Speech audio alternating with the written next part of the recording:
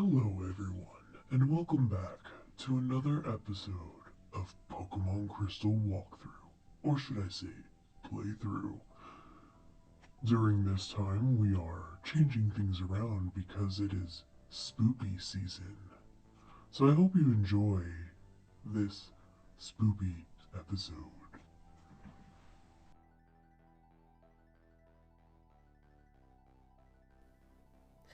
When last we left, we were talking about Sneasel, who essentially stole Pidgey eggs and ate its young from the eggs.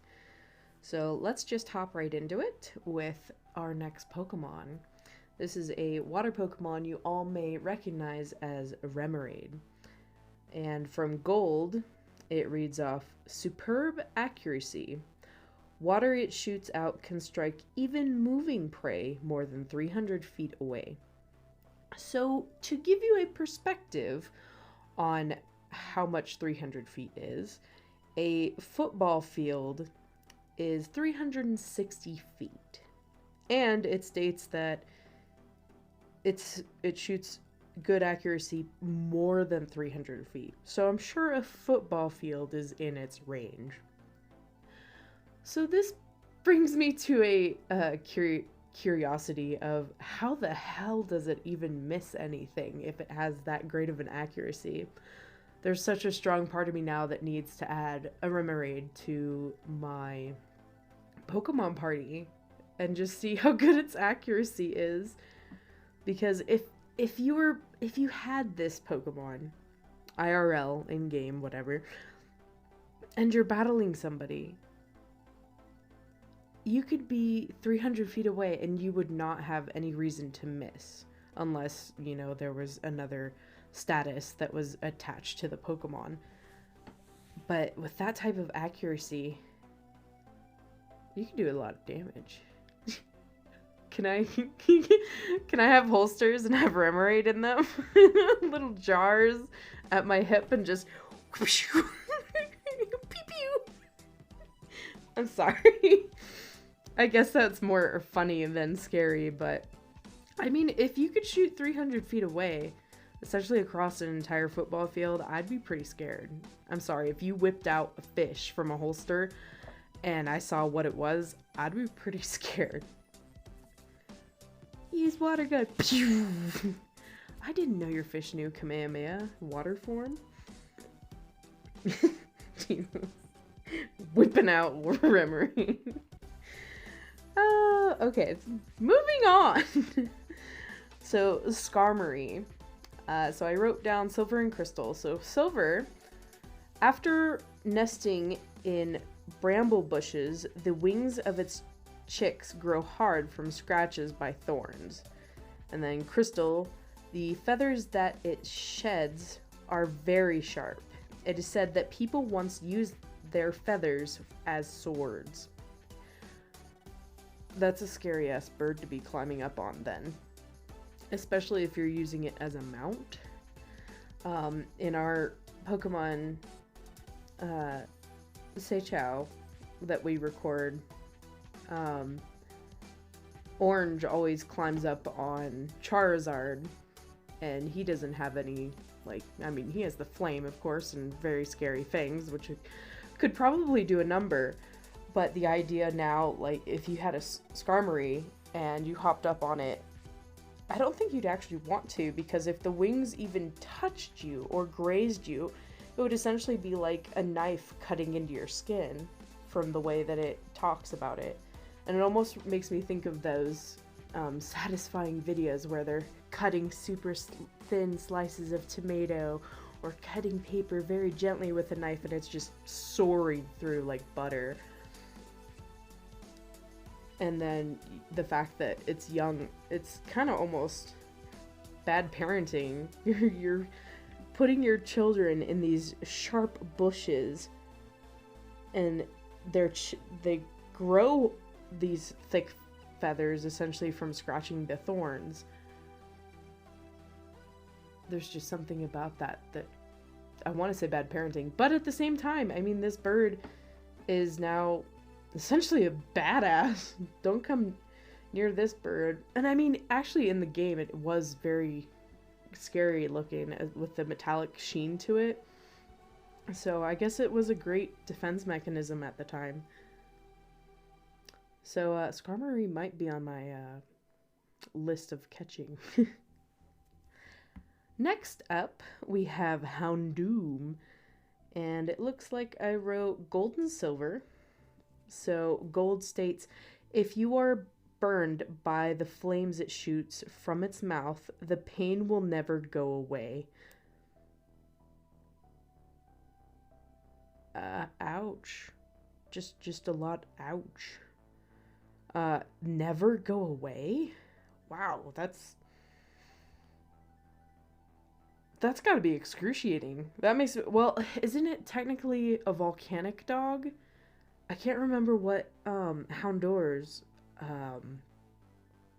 explanation was or entry was, but I think it was essentially volcanic. Silver, it says, upon hearing its eerie howl, other Pokemon get shivers and head straight back to their nests. So apparently it's a spoopy Pokemon, guys. This is the Spoopy in this episode. Oh, and I did write Crystal. It said, oh, that's probably why. The pungent smelling flame that shoots from its mouth results from toxins burning in its body. So do not have this dog throw up on you, because it sounds like its stomach acid is strong enough to essentially melt your skin off. And even if it doesn't melt your skin off, the flame that comes from it, the pain will never go away. This is a scary pet to own. If it throws up on you, if it burps on you, if anything comes out of its mouth, it's essentially going to cause pain or harm. Does it work for the other end? I'm sorry. This isn't very spoopy anymore. It's more humorous than anything. Plus, I've had a little bit of sugar, so I'm all hyped up on Mountain Dew. Alright, let's move on to Stantler. It looks like I wrote gold, silver, and crystal. Okay, so Stantler, gold. Curved antlers subtly change the flow in the air to create a strange space where reality is distorted. Silver. Those who stare at its antlers will gradually lose control of their senses and be unable to stand. Yeesh. Crystal. Round balls found on fallen antlers can be ground into powder that aids in sleep.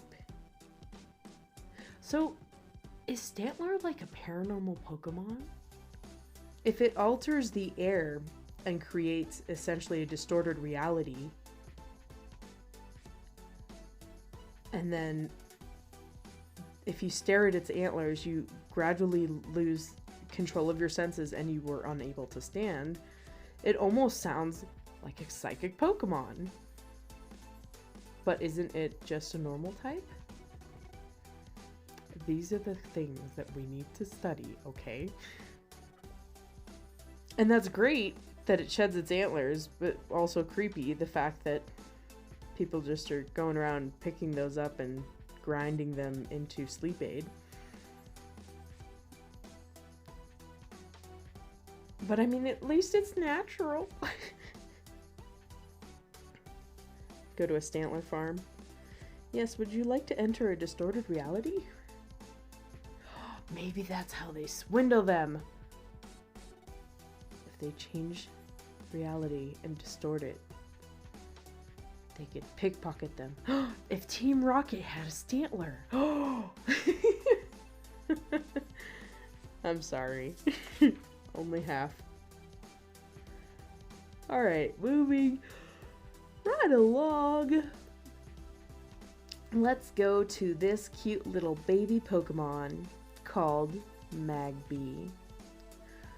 So Magby is the baby form of Magmar. Yes, okay. I was just verifying for myself. I only slightly forgot.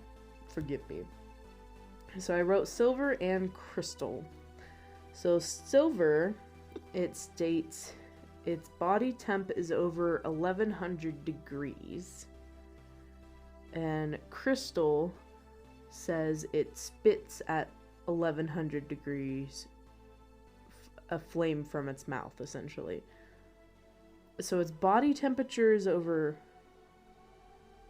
1100, and its fire that comes from its mouth is 1100.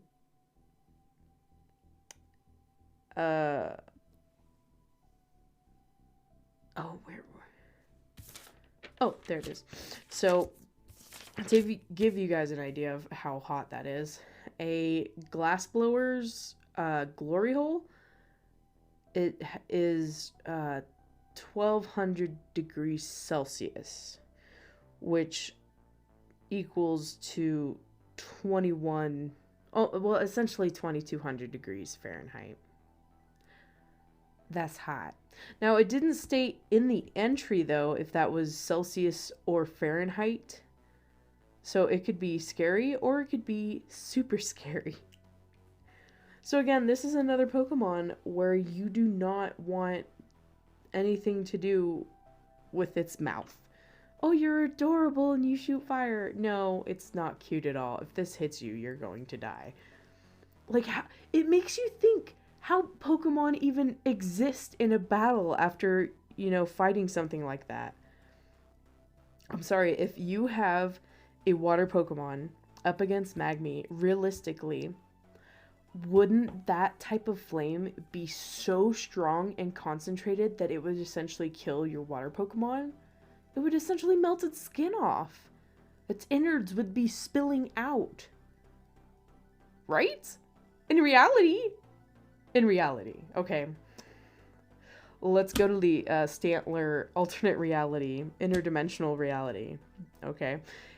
Your Pokemon skin would burn off. 2200 degrees Fahrenheit. That's not even measurable. Stick your hand essentially in a glassblower's glory hole. What would happen to your hand? Wouldn't that happen to a Pokemon too? It just makes sense. This is getting to me now. Now I'm going to be overthinking this entire series about Pokemon.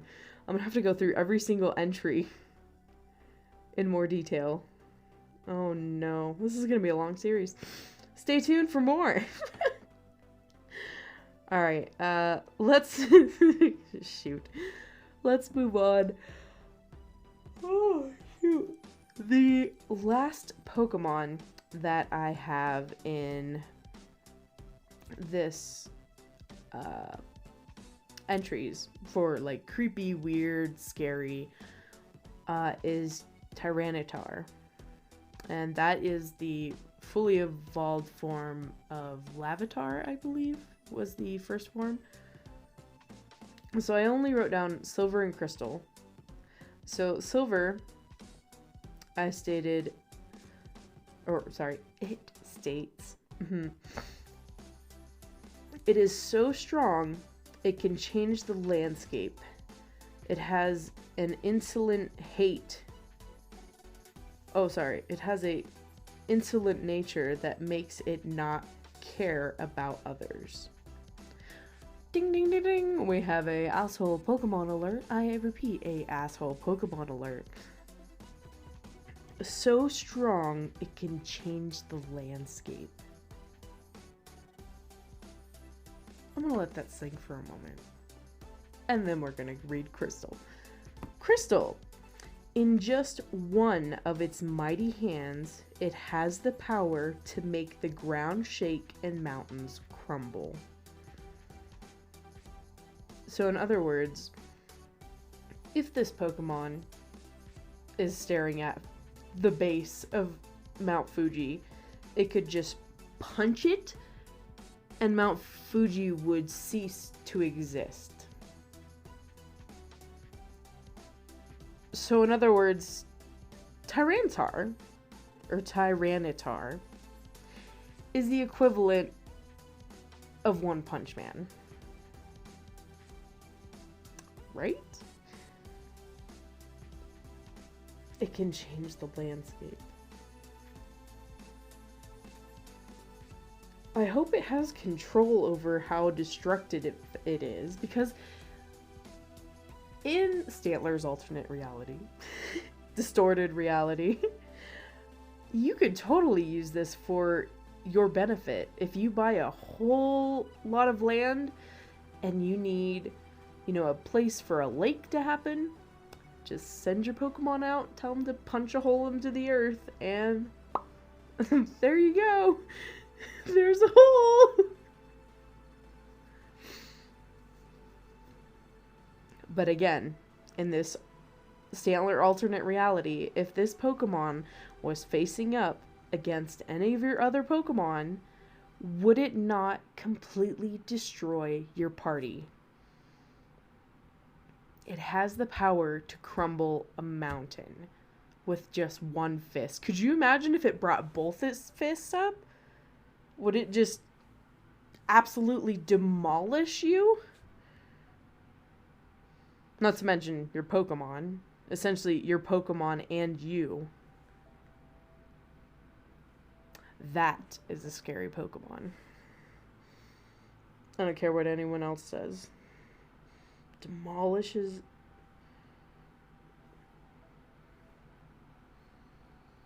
I'm sorry. I seriously got nothing. Just.